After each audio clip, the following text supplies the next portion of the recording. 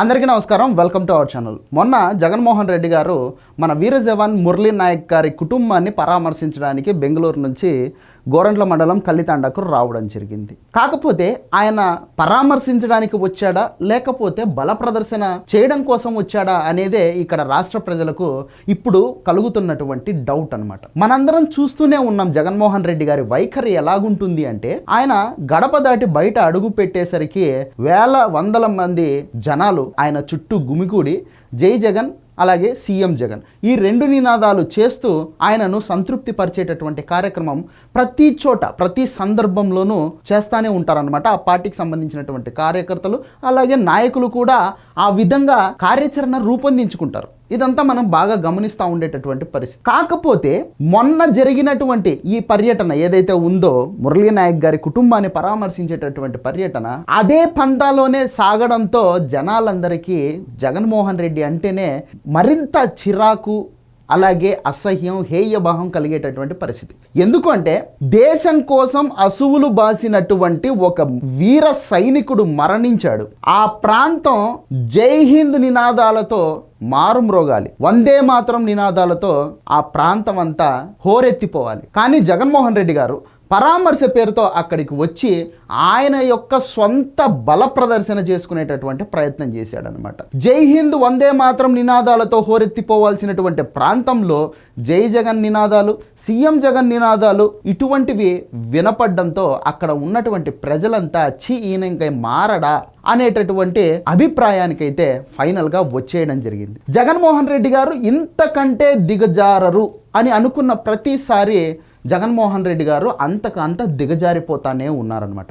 ఇక కల్లితాండాలో ఈ మురళీ నాయక్ గారి కుటుంబాన్ని పరామర్శించిన తర్వాత జగన్మోహన్ రెడ్డి గారు ఆ కుటుంబానికి తన తరఫు నుంచి 25 లక్షల రూపాయలు ప్రకటించడం జరిగిందనమాట. ఇక్కడ ఇంకొక డౌట్ కూడా ప్రజలందరికీ ఉత్పన్నమైంది. అది ఏంటి అంటే, జగన్మోహన్ రెడ్డి గారు ప్రతిసారి డబ్బులు ప్రకటిస్తానే ఉన్నారు తప్ప ఎప్పుడు కూడా దానికి సంబంధించినటువంటి చెక్కుల్ని మాత్రం ఇచ్చిన పాపాన పోలేదు. ఎస్, నేనేం అబద్ధం చెప్పట్లేదు. మీకు గతంలోకి ఒకసారి వెళ్తే గనక వైజాగ్లో హుదూద్ తుఫాన్ అనేది వచ్చింది. అప్పుడు కూడా ఇదే జగన్మోహన్ రెడ్డి గారు హుదూద్ వల్ల నష్టపోయినటువంటి వైజాగ్ ప్రాంతానికి ₹1 కోటి వైసీపీ తరఫున డొనేట్ చేస్తున్నాము అని చెప్పేసి ప్రకటించారు. ఇచ్చాడా అంటే ఇప్పటిదాకా లేదు. సరే, తర్వాత ఆయన గారు ముఖ్యమంత్రి అయ్యారు. ముఖ్యమంత్రి అయిన తర్వాత ఎన్నో రకాల అనాహుతాలు జరిగాయి.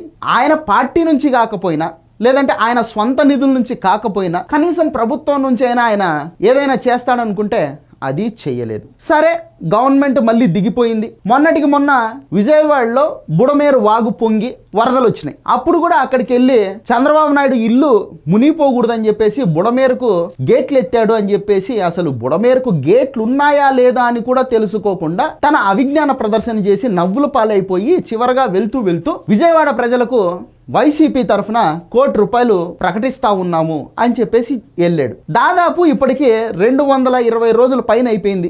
ఆ విజయవాడ వరద బాధితులకు డొనేట్ చేస్తాను అని చెప్పినటువంటి ఆ ₹1 కోటి ఇప్పటిదాకా రాలేదు. ఇక మొన్నటికి మొన్న సింహాచలంలో గోడ కూలి 8 మంది భక్తులు మరణిస్తే వాళ్లకు కూడా ₹1 కోటి ఇస్తాను అని చెప్పేసి ప్రకటించాడు. ప్రకటించిన తర్వాత ఆ చెక్ ఏమన్నా చూపించారా అంటే ఇప్పటిదాకా లేదు. మరి నిన్న మన మురళీ నాయక్ గారి కుటుంబానికి 25 లక్షలు ఇస్తానని చెప్పేసి ఆయన ప్రకటించడం జరిగింది. అంటే తొలిత నుంచి కూడా ఆయన ప్రకటిస్తా ఉన్నాడు తప్ప వాటికి సంబంధించినటువంటి చెక్కుల్ని మాత్రం బయట పెట్టడం లేదు. అంటే ఆ కుటుంబాలకు ఇవ్వట్లేదు, అలాగని ప్రభుత్వాలకు ఇవ్వట్లేదు. కేవలం ప్రకటనలకు మాత్రమే పరిమితం అవుతా ఉన్నాడు. కానీ ఆ బాధితులకు ఏదైతే ప్రకటించాడో వాటిని మాత్రం ఎందుకు ఇవ్వట్లేదు? ఇప్పుడు పేపర్ అండి, చెక్ అనేది అదేమి 100 కిలోల బరువు ఉండదుగా, దాన్ని సపరేట్గా ఒక లారీలో వేసి పంపించడం కోసం అవసరం లేదు కదా.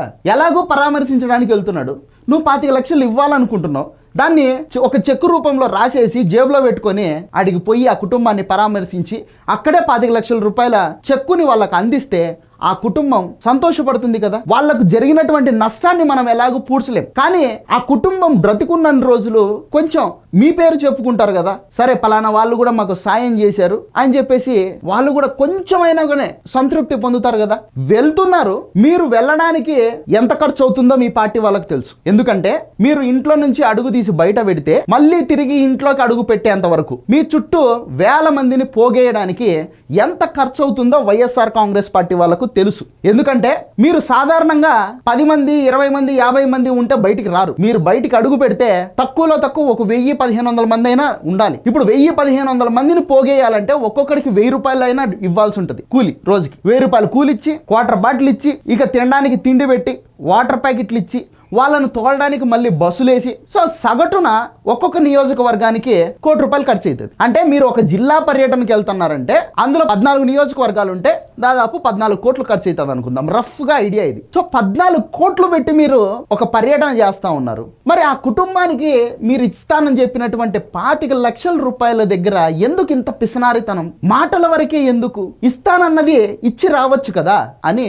ప్రజలంతా సోషల్ మీడియా వేదికగా, అలాగే రచ్చబండల దగ్గర, అంటే ఇళ్ళ దగ్గర అరుగులు ఉంటాయి కదా, అరుగుల దగ్గర కూడా ఇట్లా ఇదే టాపిక్ నడుస్తూ ఉంది. ఈయనేంది పద్దాకులు వస్తాడు, ఇదిగో ఇంత డబ్బులు ఇస్తాను అంటాడు, వెళ్ళిపోతాడు, కానీ ఇచ్చింది లేదు, సచ్చింది లేదు, పెట్టింది లేదు, ఏంది ఇది అని చెప్పేసి మాట్లాడుకుంటా ఉన్నారు జనాలంతా. సో జగన్మోహన్ రెడ్డి గారు, మీరు ఇక ముందటైనా సరే కొంచెం బరువు అయినప్పటికీ పర్లేదు, ఆ చెక్కు జేబులో పెట్టుకొని వచ్చి ఎవరికైనా సరే మీరు డొనేట్ చేయాలనుకున్నప్పుడు వెంటనే అక్కడే ప్రకటించి అక్కడే చెక్కు కూడా ఇచ్చేసి వెళితే గనక మీకు కొంచెం క్రెడిబిలిటీ ఉంటది. లేకపోతే మీకు క్రెడిబిలిటీ ఉండదు. సో జగన్మోహన్ రెడ్డి గారు నా సలహాను సూచనను పాటిస్తారని చెప్పేసి, అట్లీస్ట్ ఆలకిస్తారని చెప్పేసి ఆశపడుతూ ఇది వీడియో. ఈ వీడియో నచ్చితే లైక్ చేయండి, సబ్స్క్రైబ్ చేయండి, షేర్ చేయడం మాత్రం మర్చిపోవద్దు. Thank you.